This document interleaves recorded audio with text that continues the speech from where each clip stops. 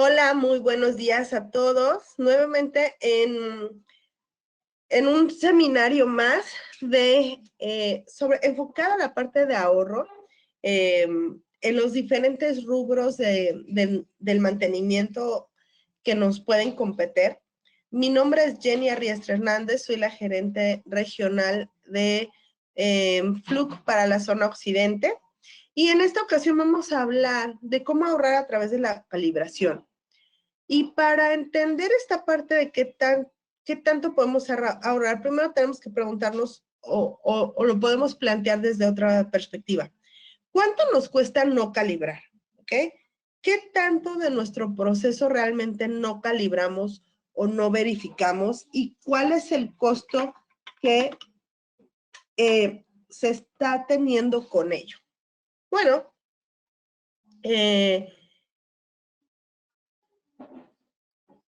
vamos a poner un ejemplo.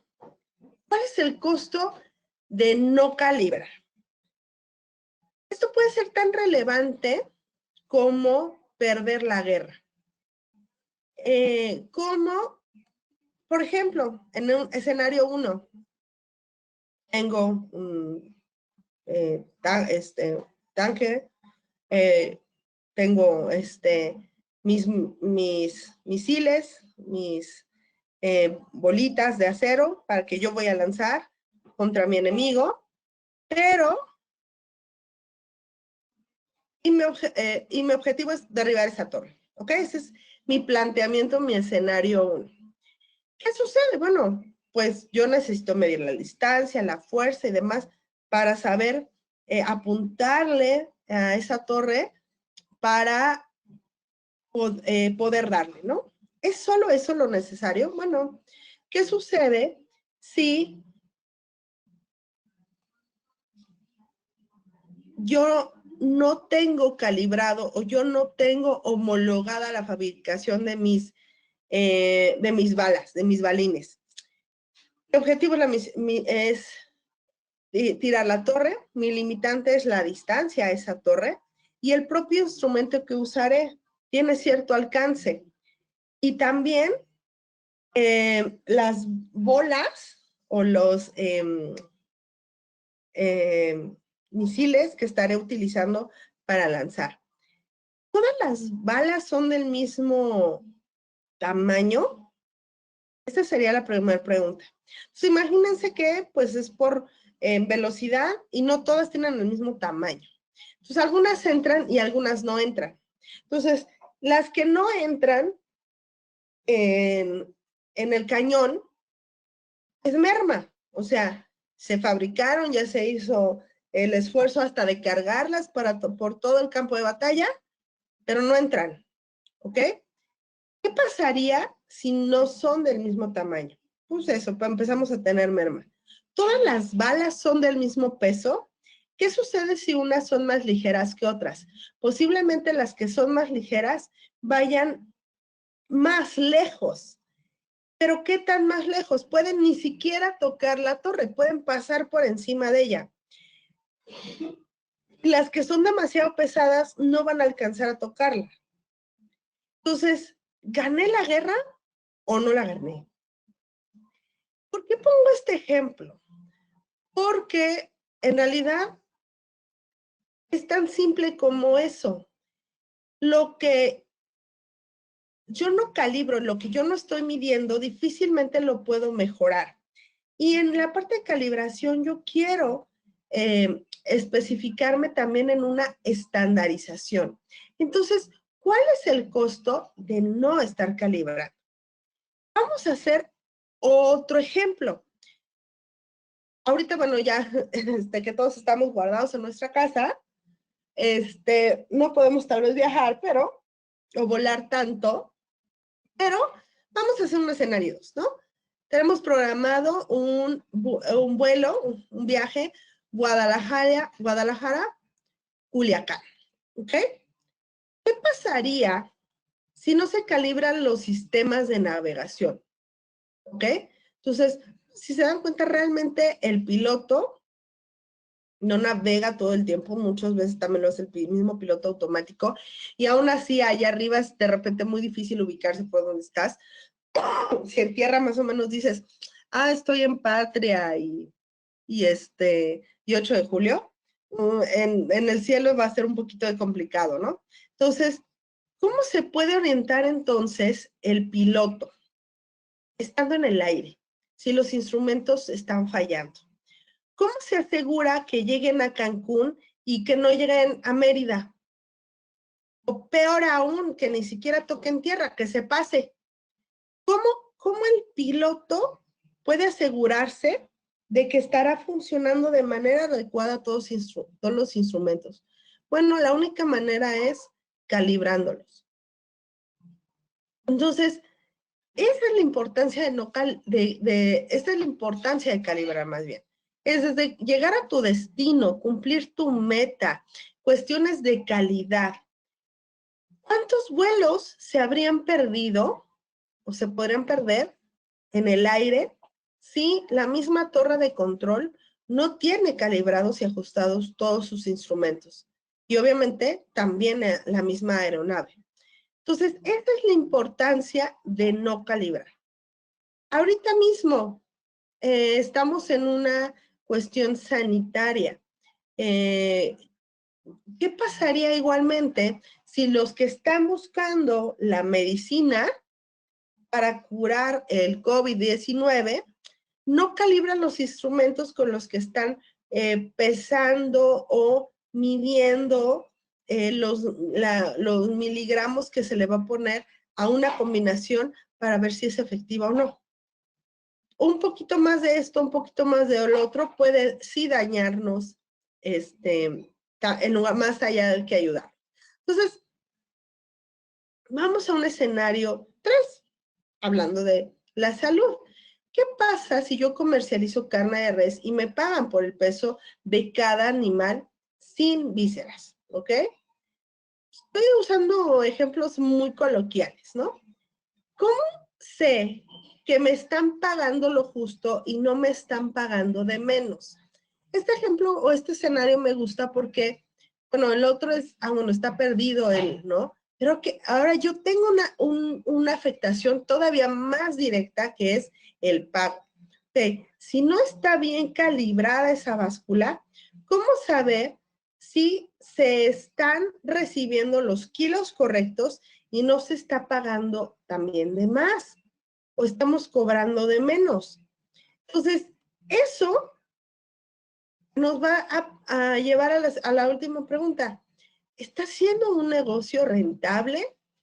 Si yo estoy pagando o dando más carne de lo que de recibo de pago, pues tal vez no, ¿verdad? Si estoy teniendo más mermas de lo que yo realmente espero para mi negocio, entonces creo que no podría ser un negocio rentable, ¿no?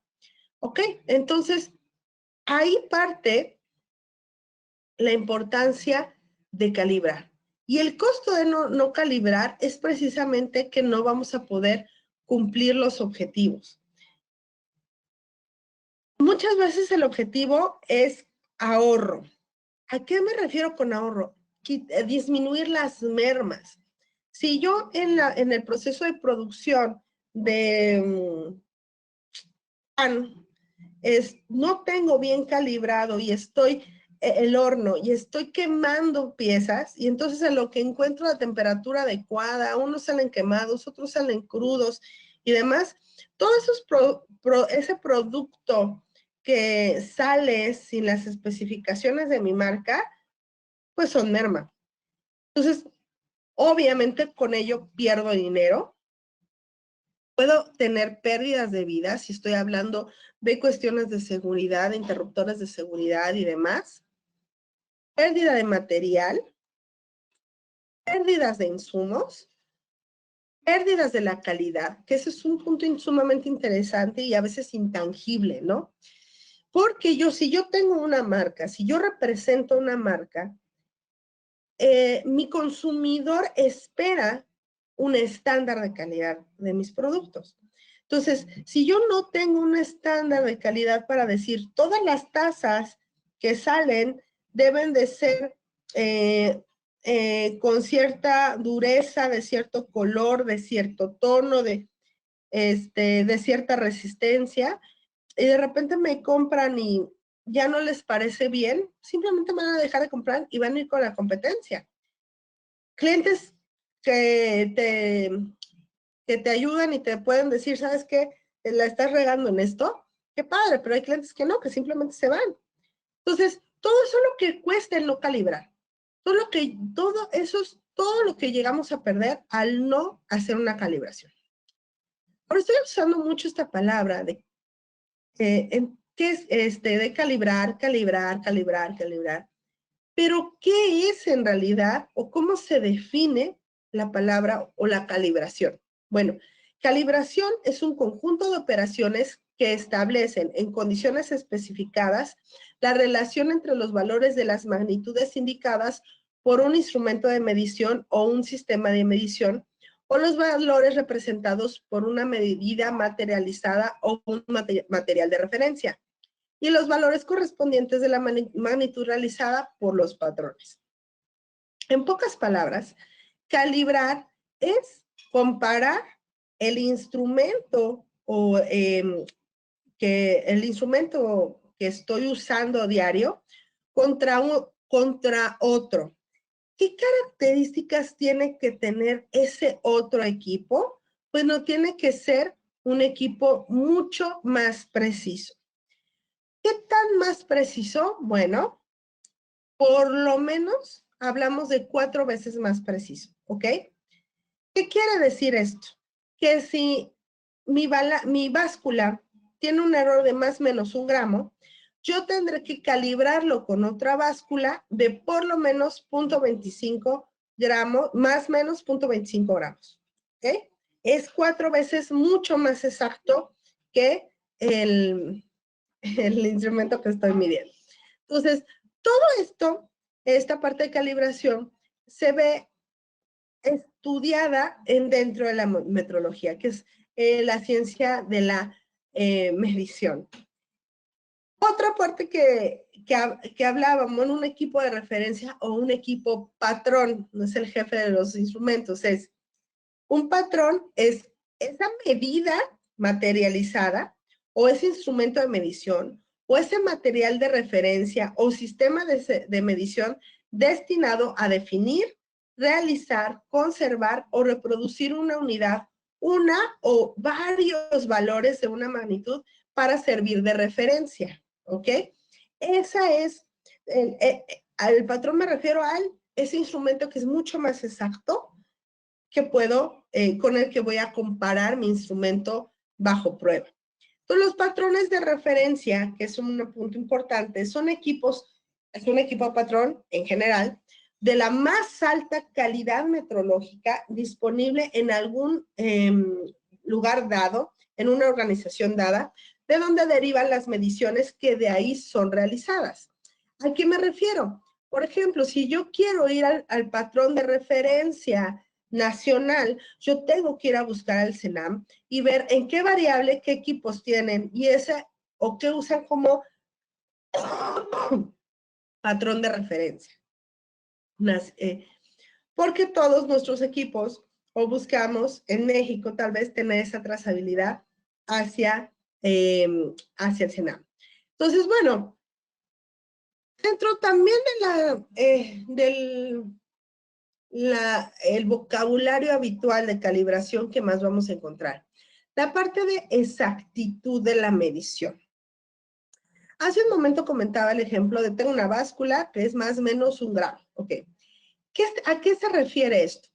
El error de medición es la proximidad de la concordancia entre el resultado de una medición y el valor verdadero de una magnitud particular sujeta a medición. Es decir, que si yo peso 1 kilo en esa báscula de más o menos 1, posiblemente no sea 1 kilo. Puede ser 1 kilo 100 gramos o 1 kilo 1 gramo, o puede ser 999 gramos. ¿Ok? En ese parámetro o en esa ventana está el valor verdadero, pero realmente pues no lo conozco con certeza Por eso hablamos del error de la medición. Hace rato también comentaba la palabra trazabilidad. ¿Qué implica la parte de trazabilidad? Es esta propiedad del resultado de una medición o de un valor de un patrón tal que se pueda ser relacionada con referencias determinadas, generalmente patrones nacionales o internacionales, por medio de una cadena ininterrumpida de comparaciones, teniendo todas incertidumbres determinadas. ¿A qué me refiero con esto? Si yo tengo un manómetro en mi planta y yo lo quiero calibrar con un equipo, un manómetro de referencia, un manómetro patrón de Fluke, por ejemplo, de la serie 700G, ok, este manómetro, su certificado de calibración va a ser que este equipo fue calibrado por este 700G con número de serie blanca.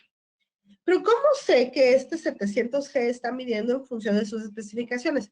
Ah, pues yo lo mando a calibrar al CENAM y entonces, oye, bueno, el CENAM usó una balanza de pesos muertos para calibrar ese manómetro. Entonces, así, esa es a la cadena a la que nos referimos. Es un poco, yo lo manejo mucho como el acta de nacimiento de un instrumento. O de calibración de un instrumento. Yo me llamo Jenny Arriestra Hernández, pero yo tengo una mamá que se llama Yolanda Hernández López y un papá que se llama Arturo Arriestra Díaz y mis abuelitos que no me acuerdo de los nombres de todos mis abuelos, no me sé los sobrenombres, pero ahí están, ¿no? Entonces, esa es la trazabilidad de mi árbol genealógico. Entonces, la trazabilidad de calibración de sus instrumentos en la planta es algo similar. Van a ir una cadena, comenta, ininterrumpida. O sea, no puedo decir, bueno, ya este se calibró con el 700G y ya está calibrado. No, el equipo que yo tomo de referencia también tiene que mandarse a calibrar por lo menos una vez al mes. Entonces, ¿quién puede avalarnos? Bueno, el CENAM, el Centro Nacional de Metrología, puede ser el NIST, hablando de entidades internacionales en las que nosotros como Fluke nos encontramos. Muchos de los equipos que nosotros consideramos como calibradores vienen con un certificado de fábrica con trazabilidad a NIST. Entonces, el equipo por primera vez ya viene con certificado de calibración. Esto no todos los equipos lo traen por default. Eso es sumamente importante. Si ustedes quieren un equipo, una pinza perimétrica, por default no lo calibramos, ¿ok? Lo único que avalamos es que se hizo bajo procedimientos de estándares de ISO 9000, bla, bla, o 20000, bla, bla, bla, bla. Esto no es un certificado de calibración. Solo te estoy diciendo que mi proceso de calibración se hace con los estándares de calidad de ISO. ¿Qué necesito si quiero un equipo calibrado en caso de una pinza? La tengo que solicitar a APSA con certificado de calibración y de preferencia especificar con qué es trazabilidad. ¿Por qué? Por lo regular los certificados vienen los equipos que son transaccionales, nosotros hablamos de transaccionales como multímetros, pinzas y demás, que no vienen con certificado de calibración por default, esos los tenemos con trazabilidad del CENAM. Sin embargo, los que ya vienen, todos los que se llaman calibradores en Fluke, vienen ya con su certificado de calibración y ese tiene trazabilidad al NIST. Me preguntan por aquí, buen día, ¿algún dato de contacto para calibrar medidores de aislamiento de equipos Fluke? Sí, al final les voy a dar el dato del centro de servicio. Se encuentra en la ciudad de Azcapotzalco, en la Ciudad de México, para que los puedan contactar y les manden el procedimiento para que puedan enviar a calibrar sus instrumentos, ¿ok?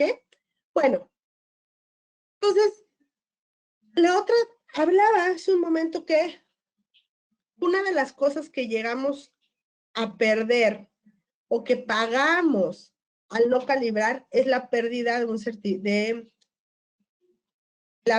de calidad. Entonces, la calibración es parte de mi sistema de calibración de calidad La calibración es parte de un sistema dentro del cual también existen organismos que dan recomendación de la competencia técnica y confiabilidad para la evaluación de la conformidad. Estos son conocidos como organismos de acreditación, los cuales evalúan lo anterior basado en normas internacionales que para el caso de laboratorios corresponde a la norma ISO-IS 17025-2005 o su equivalente mexicana NMXS 17025 y MNC 2006. Esto se refiere a aquellos que somos laboratorios de calibración. Nosotros debemos de cumplir con ese estándar siempre y cuando yo presto un servicio de calibración.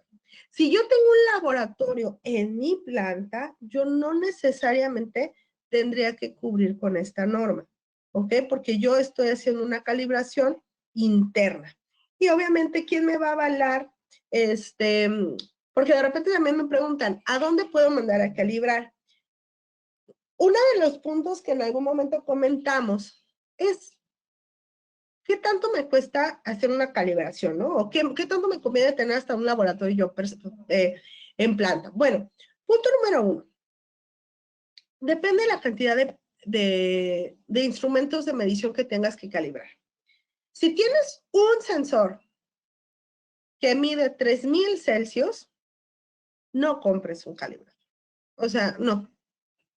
Te va a salir más caro comprar el calibrador que mandar el instrumento a un laboratorio acreditado. ¿Cómo sé si el laboratorio está acreditado? En el caso de México, pueden entrar a la página de la EMA, la Entidad Mexicana de Acreditación, y ahí pueden buscar en función de variables, si no mal recuerdo, y van a aparecer los laboratorios acreditados. En base a la pregunta que me hacía ahorita de dónde pueden mandar a calibrar los equipos Fluke, los pueden mandar a calibrar con nosotros, o sea, a nuestro laboratorio de Fluke, o lo pueden mandar con cualquier otro laboratorio. Sí recomendaría que fuera un laboratorio acreditado. ¿Por qué? Porque luego las auditorías se percatan que pagaron más barato, porque eso es típico. Ay, yo ya ahorré. Me salían 2,000 pesos allá y aquí me cobraron 500. Pues sí, pero no está acreditado. Y si tú tienes estándares importantes de calidad en tu empresa, te van a pedir que sea acreditado. Entonces, puedes saltarte en una auditoría y luego por eso tenemos emergencias. ¿Qué beneficio llega a tener que manden a calibrar con el fabricante? ¿Ok? En el caso de nosotros como Fluke, en que si hay alguna actualización de firmware, en caso sobre todo de equipos grandes, nosotros también somos un centro de reparación de la marca propiamente. Igual, o sea, oye, ¿sabes qué? Sí, no. Lo que hace un laboratorio de calibración es va a decir, va a compararlo con un instrumento de referencia, bla, bla, bla, pero lo único que te va a decir, ¿pasó o no pasó la calibración? Punto. ¿Ok? Entonces, bueno, te pueden dar tu papel, no pasó, pues tú decides qué vas a hacer con eso. O sea, ¿qué implica? Ah, ok, voy a buscar al fabricante para que me diga dónde lo puedo mandar a reparar. O simplemente lo desecho porque a veces el costo-beneficio de la reparación es mejor comprar uno nuevo. Y en el caso de cuando lo mandas a calibrar con nosotros como Fluke, como también somos un centro de reparación, les notificamos que tienen un fallo y la reparación costaría tanto, y ustedes aceptan o no esa reparación. ¿Qué implica? Ya no tienes que pagar como un doble flete por enviar y recibir el equipo a calibrar. ¿Ok? Entonces, lo que no se mide, no se mejora. Y eso es muy sencillo, lo hemos visto siempre, lo he mencionado siempre en los seminarios de mantenimiento. Yo no sé si estoy avanzando si nunca mido mis competencias, si nunca mido mis estándares de salud y demás. Entonces, lo primero que yo necesito en un proceso de mejora es qué requiero, es identificar lo que deseo mejorar.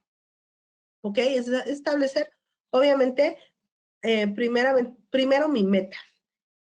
¿Qué instrumento es el más adecuado para realizar esa inspección?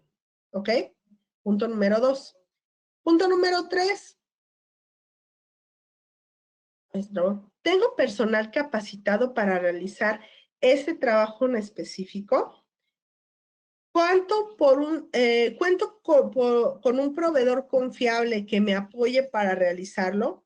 Esto es importante. ¿Qué sucede? Si yo identifico que estoy sacando producto de baja calidad, e identifico que son los sensores o es inherente a la parte de calibración, o que qué instrumento voy a elegir para hacer la calibración.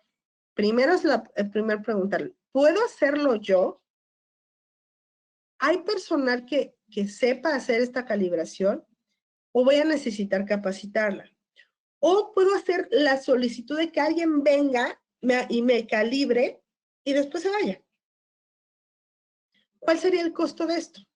¿Cuál es el costo de hacerlo internamente o contratar a alguien? ¿Qué opción me ofrece mayor rentabilidad a largo plazo? Estos son los puntos importantes que puedo empezar a analizar para saber si yo puedo atraer hacia mí o hacer de manera interna ciertas calibraciones. Porque supongamos, yo voy a invertir en un calibrador multiprocesos de Fluke 754 y entonces esa inversión me implica $9,000.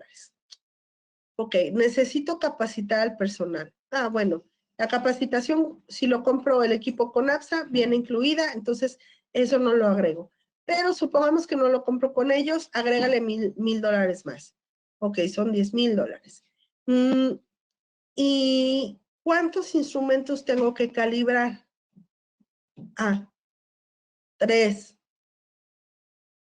$10,000 para calibrar 3 instrumentos. ¿Cuánto me cobra un laboratorio externo por venir a hacerlo? Entonces, ahí empezamos a evaluar qué tan o no rentable puede ser. Ahora, por ejemplo, con un 754, yo puedo estar muy clara de que puedo calibrar la parte eléctrica. Pero, ¿qué pasa si quiero calibrar el sensor de temperatura? Pues tengo que agregarle lo del costo de un pozo, que ya nos iría posiblemente, dependiendo del pozo, unos $5,000 más.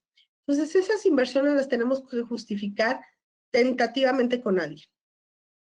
Y por lo regular es nuestro jefe o el área de finanzas o ambos dos.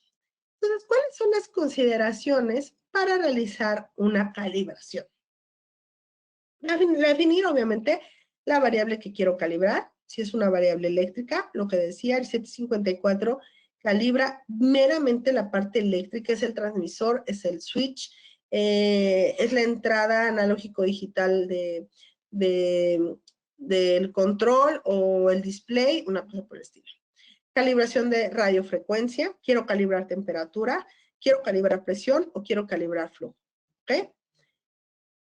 También sí requiero el software. Ese es otro punto sumamente importante que a veces se nos olvida.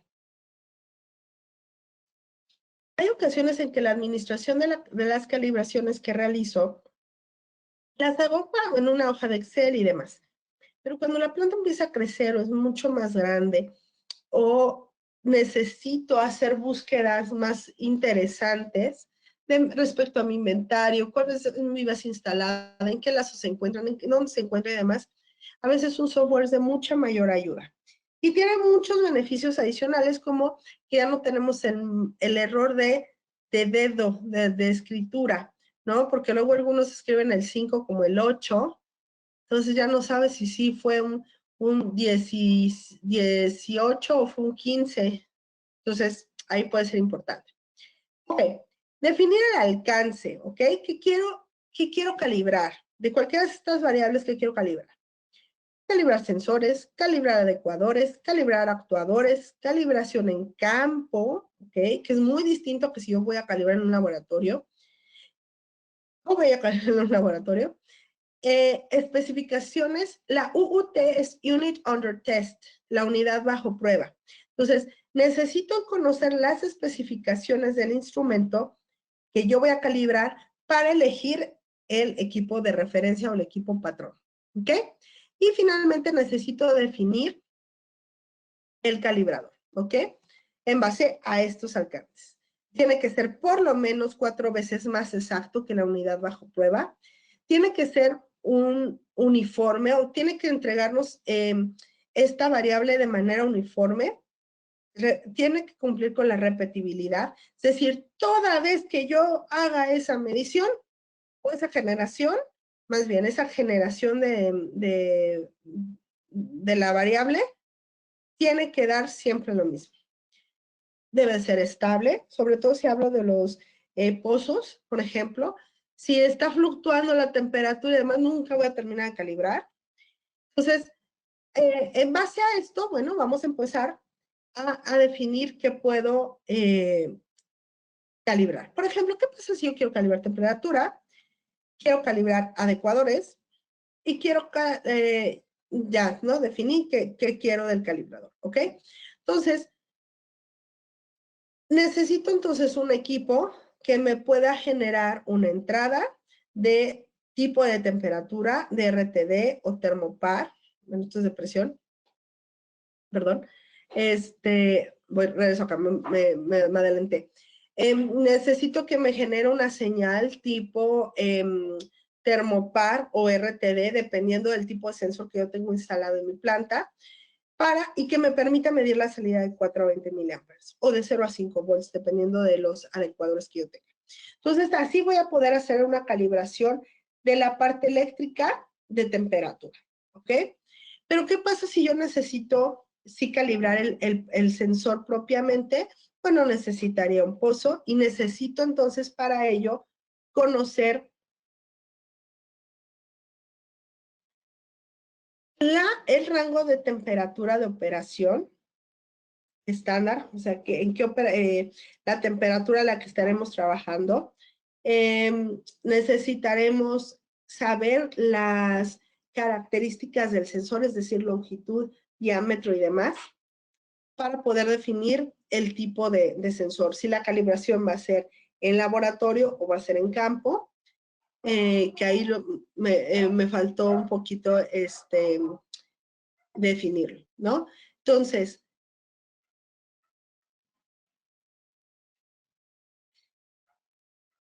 es precisamente esta parte. Para calibrar el sensor, bueno, el sensor, ¿por qué se tiene que calibrar? Porque puede estar expuesto a altas temperaturas, puede estar expuesto a fricción, puede estar expuesto a mayor desgaste y por ello puede tener mayor error. De hecho, el 80% de los errores, perdón, en la parte de procesos y control, viene dado por el sensor. Por estas situaciones. ¿Qué tipos de sensor puedo tener en el caso de temperatura? RTDs, termopares, termistores, pueden ser sensores infrarrojos también. Puedo tener indicadores bimetálicos. Entonces ahí yo tendré que definir si yo necesito un pozo seco o un equipo infrarrojo o un cuerpo negro en caso de que sea infrarrojo. Aquí es importante, a veces me han preguntado, Yenia, ¿qué es mejor? ¿Un pozo seco o o un baño de temperatura? ¿No? La parte interesante de los baños pudieran darnos mucho mayor estabilidad. ¿Por qué? Porque a final de cuentas el medio de transmisión de calor o de la temperatura va a ser un líquido, ¿no? Puede ser un alcohol, puede ser una acetona, ¿no? Entonces va a tender a tal vez no fugarse tanto la temperatura. Pero ¿qué sucede si yo estoy en la industria alimenticia y yo tengo que calibrar en campo? Ya al llevar un líquido que si sufre un accidente, si se me voltea el calibrador, puedo derramar ese líquido dentro de mi proceso, no me lo hace tan rentable. Entonces, le da más sentido al pozo seco. ¿Qué se usa para que no se fugue tanto la temperatura? Los famosos insertos. Los insertos, dependiendo del diámetro del sensor que van a calibrar, pueden escoger el tipo. De nosotros tenemos diferentes tipos de insertos, con los que podemos elegir de diferentes dimensiones y demás. Y en base a eso, pues se evita que se fugue tanto el medio que es el aire, ¿no? Que puede tender a fugarse más. Entonces, ¿qué considerar para seleccionar un calibrador de temperatura? Obviamente el rango, el tipo de sensor a calibrar, las dimensiones del sensor, la exactitud del pozo, la uniformidad, repetibilidad, estabilidad y ver la posibilidad de la automatización. Esto nos ahorra mucho tiempo. En los dos webinars anteriores que hablaba de identificación de fugas y mantenimiento mecánico, hablaba mucho que el tiempo es dinero. ¿Qué tanto nos tardamos en identificar dónde está el problema o dónde está la falla? Aquí en la parte de calibración es qué tanto toma. Si yo tengo un proceso que va de 0 a 600 grados, por decirlo así, o necesito calibrar en todo ese espectro de temperatura, de lo que va, y tengo que hacerlo cada 50 grados, imagínense, ¿cuánto me va a tardar? De 0 a 50. 50 a 100. Y entonces ahí tengo al operador pichándole, ¿no?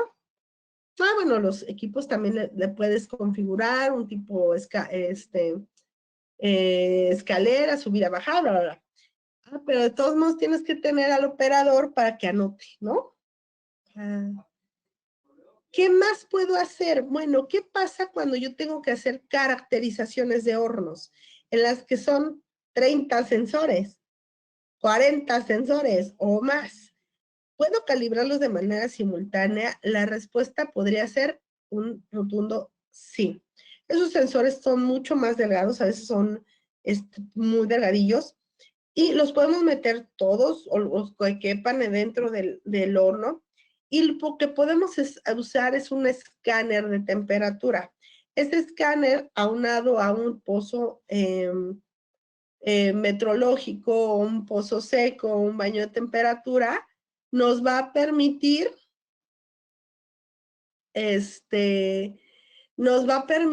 hacer una calibración mucho más automatizada. ¿Por qué? Porque todas estas lecturas las voy a obtener las voy a estar leyendo a través del escáner, que es un proceso súper bueno para ahorrar este tiempo. Voy a estar midiendo en todos los canales la parte de temperatura, y entonces voy a poder tener la facilidad de estar como calibrando de manera simultánea. Y precisamente por eso les quiero mostrar cómo